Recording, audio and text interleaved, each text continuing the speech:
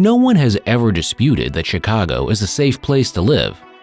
Chicago is in fact one of the top 100 most dangerous cities in the United States, out of a total of over 10,000.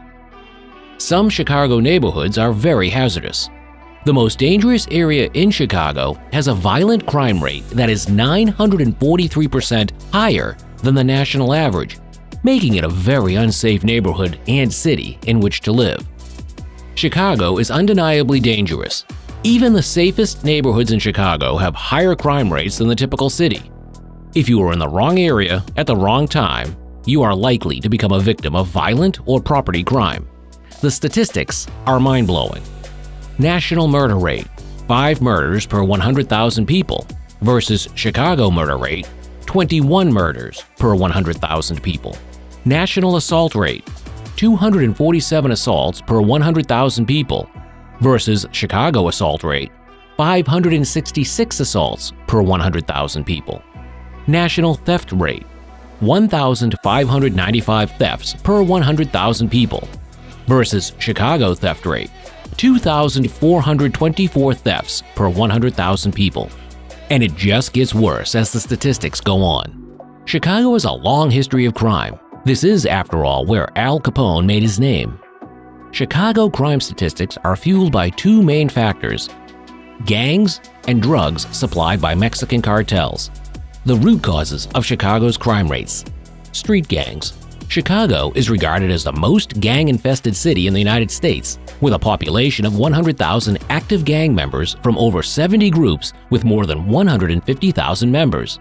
In Chicago, gang fighting and retaliation are commonplace. Many attribute Chicago's high rates of murder and other violent crimes to its gang culture. Most traditional Chicago street gangs, known as nations, fall under 2 main factions called the People Nation and the Folks Nation, with the former containing the majority, if not all, gangs under the Almighty moniker, and the latter containing the majority of gangs divided into sub-factions called families. There are more nations unaffiliated with the people or folks, such as the Black Souls Nation.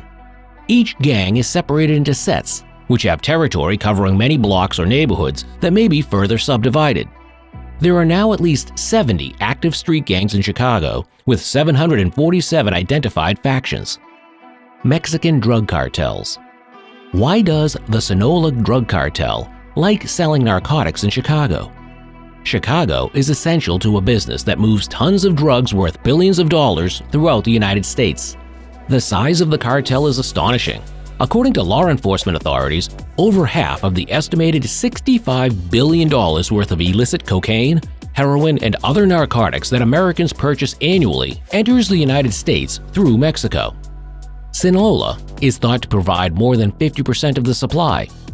Conservatively, drug enforcement specialists believe that the cartel's yearly profits surpass $3 billion. The cartel maintains a virtual monopoly in Chicago. Sinaloa controls 70 to 80% of the drugs in Chicago. This city has overtaken Miami as the principal U.S. distribution center for illicit drugs imported from Mexico, primarily cocaine, heroin, marijuana, and methamphetamine. It may seem strange that a city situated almost 1,500 miles north of the Mexican border has become the nation's narcotic capital. There are, however, 2 primary causes: transportation and gang culture. Chicago is the U.S.'s transportation center, a reality not lost on the Mexican cartels any more than it was on Al Capone and his fellow bootleggers almost a century ago. It is conveniently situated within a day's drive of 70% of the nation's population. The area is traversed by 6 interstate roads that link the east and west. Texas and California are the only states with greater interstate highway miles than Illinois. Chicago is home to 6 of the nation's 7 main railways and accounts for a quarter of the nation's rail traffic. The Port of Chicago is one of the major inland cargo ports in the United States, and the city is the 3rd largest handler of shipping containers in the world, behind Singapore and Hong Kong. Moreover, 86 million people and 1.5 million tons of freight move through Midway and O'Hare airports collectively annually. The city itself is a massive market. The drug appetite of Chicagoans is comparable to, if not greater than, that of the majority of Americans. According to a study by the Office of National Drug Control Policy, 86% of those detained in Cook County tested positive for at least one illicit drug, the highest ratio of any major metropolis. 22% tested positive for more than one substance. In recent years, the quantity of cocaine confiscated yearly by police enforcement in the Chicago region has decreased, but the amount of heroin has surged. Sales of methamphetamine are also soaring. As U.S. officials have clamped down on meth created in home labs, cartels have flooded Chicago and other U.S. cities with exceedingly pure, relatively inexpensive meth produced by Mexico's super labs. Deeply rooted Chicago street gangs provide a ready-made retail network for distribution and the violence needed to protect it. Where gangs and cartels take hold, so do the weapons. Chicago is no different. Despite relatively strong gun restrictions compared to neighboring regions, there are nevertheless a significant number of illicit firearms in Chicago. 80% of killings in Chicago are reportedly perpetrated with these firearms. In 2020, there were 780 murders in Chicago. This number shows an increase of nearly 55% compared to 2019. On the 4th of July weekend of 2021, at least 100 persons, the most of whom were African American, were shot, 18 fatally. The murder rate in 2021 is projected to be higher than in 2020. The city of Chicago prohibits assault weapons with laser sights. In addition, Illinois law requires a firearm owner's identity (FOID) card, a background check, and a 72-hour waiting period before taking ownership of a newly bought firearm. Also, lost or stolen firearms must be reported to the police within 72 hours. There are now no gun shops inside the city limits of Chicago. Nevertheless, it is possible that simple access to firearms exists through neighboring Indiana and the several other regions with differing gun regulations. Approximately 7,000 firearms are seized annually by Chicago police at crime scenes. An estimated 45% of these firearms are bought by private buyers in Indiana and other states with weak gun regulations. The city of Chicago filed a lawsuit against West 4th Sports of Gary, Indiana in April 2021, stating that the company often ranks among the top suppliers of firearms used in crimes. As with all metropolitan cities, there are good areas and dangerous areas prone to poverty, crime, and violent crime. Chicago has it all. We are going to show you Chicago's worst areas and what makes this city one of the most dangerous in the world. Most dangerous neighborhoods in Chicago. Chicago has a higher rate of crime than the national U.S. city average. These are the most dangerous neighborhoods in Chicago. Number 5.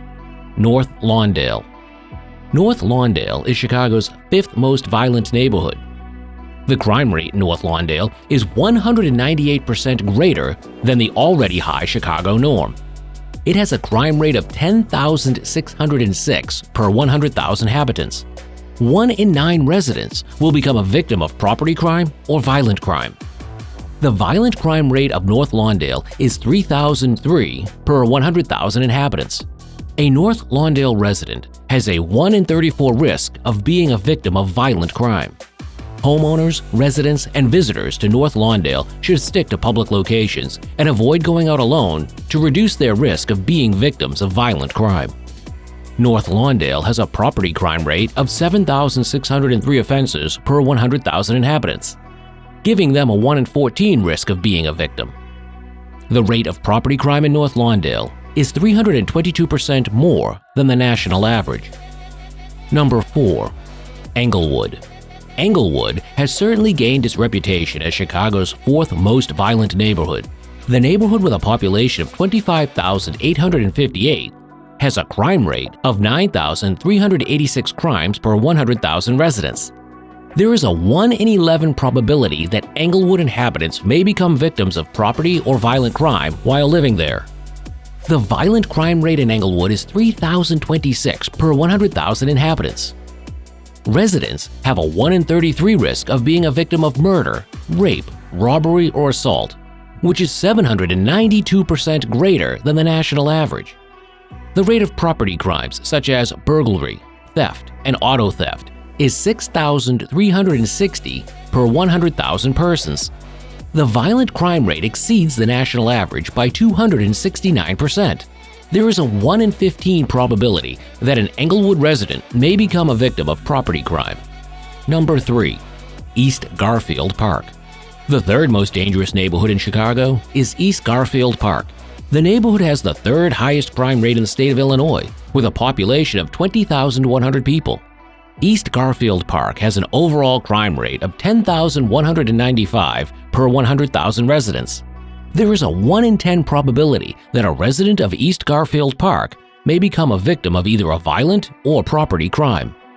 Crime statistics reveal a rate of 3,078 violent crimes per 100,000 inhabitants, which is 805% more than the national average.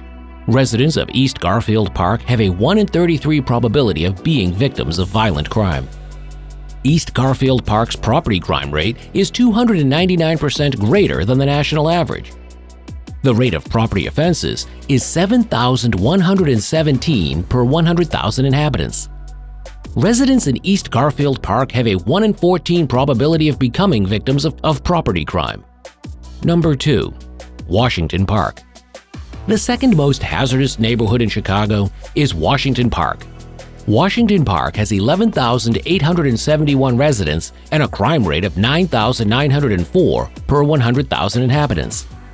There is a 1 in 9 probability of being a victim of either a violent or property crime while living in Washington Park.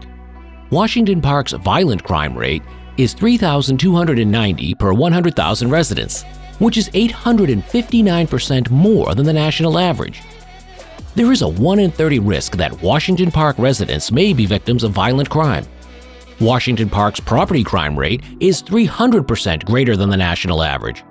The rate of property offenses is 6,614 per 100,000 inhabitants. Washington Park residents have a 1 in 15 probability of being victims of property crime. Residents are advised by law enforcement to secure their homes by locking their doors and barring their windows. And our number 1 is just on the other side of our number 3. Anything with Garfield in the name seems to be a bad neighborhood. Number 1. West Garfield Park. Chicago's most deadly neighborhood is West Garfield Park. This region is one of the highest crime rates in the country, with a total crime rate of 13,135 offenses per 100,000 inhabitants. West Garfield Park's crime rate is 409% greater than the national average. This neighborhood's residents have a 1 in 8 probability of being a victim of crime. The prevalence of violent crime in this neighborhood makes it one of the worst in Chicago. The rate of violent crime is 3,596 per 100,000 inhabitants. West Garfield Park's violent crime rate is 943% greater than the national average, giving you a 1 in 27 risk of being a victim of violent crime in this community. West Garfield Park has a property crime rate of 9,539 per 100,000 residents, giving them a 1 in 10 risk of being victims of property crime. West Garfield Park's property crime rate is 433% greater than the national average. The Chicago Police Department recommends that citizens report suspicious behavior as soon as they see it. If you see suspicious behavior at West Garfield Park, leave the area at once and call for help. As you can see, Chicago is a violent, dangerous city. Most of you have seen pictures or news broadcasts showing the apocalyptic scenes of Chicago's growing urban decay. More people are moving out of Chicago than ever before due to the lack of jobs and skyrocketing crime rates. So, to answer our own question, how dangerous is Chicago? Very. Please watch these videos for more. Please like and subscribe, and thanks for watching.